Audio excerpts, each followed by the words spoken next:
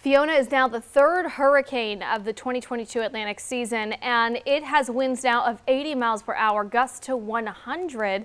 This thing has been wrapping up on radar. You can clearly see, I'll kind of point out, this northern eye wall that's been developing. This is on San Juan, Puerto Rico radar, which has been going in and out a little bit the last couple of hours as those winds increase. But there's a lot of rain that's just been pushing on shore.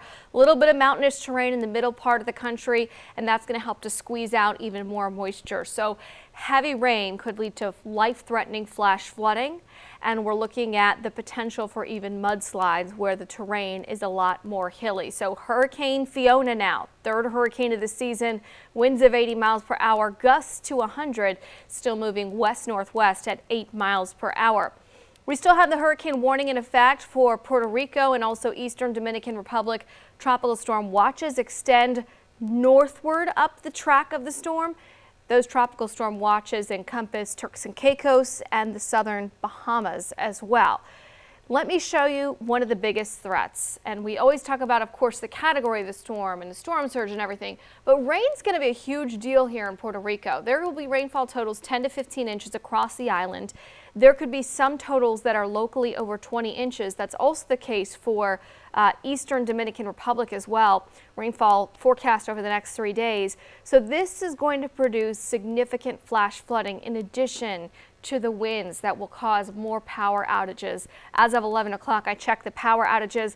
Over 300,000 customers are without power. That number is expected to increase. Now, the official track, you notice it stays that Category 1 status as it's, so to speaking, threading the needle in between the two islands. So it might pass over the tip of Puerto Rico, might pass over the tip of Dominican Republic, but it will have, while it's still being influenced by those islands and the mountainous terrain within the islands, likely not going to see a whole lot of rapid intensification, so to speak, over the next 48 hours. But then once we get away from Hispaniola, out into the open waters of the Atlantic, this thing could strengthen. It's going to have a lot of warm water to pass over, and now the Hurricane Center on their latest track has this becoming a major hurricane by Wednesday morning. So that could reach major hurricane status, and you notice the little island of Bermuda, where St. George is, right there within the cone of uncertainty, as this is a Category 3 hurricane, so something we're watching for them very closely. Here's the forecast track kind of putting things in motion. You notice on the right side of the storm where we have a lot of the heaviest rainfall. That's passing over Puerto Rico today along with the gusty winds. Then it passes over western Dominican Republic later tonight into tomorrow morning. Then by Tuesday it's starting to pull off towards the north away from the Hispaniola and Puerto Rico, but passing just east likely of Turks and Caicos and the southern Bahamas. From there, moving over the open ocean waters, it will strengthen likely into a major hurricane.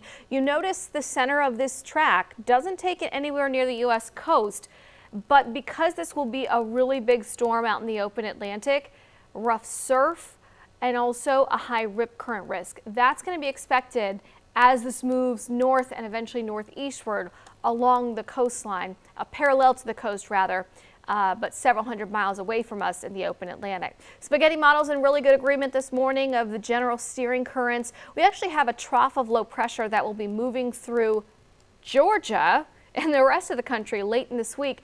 That's going to help to steer Fiona out to sea and keep it away from influencing our weather here close to home. So that's the latest, the newest advisory, 11 o'clock on Sunday. Fiona is now our third hurricane of the Atlantic season.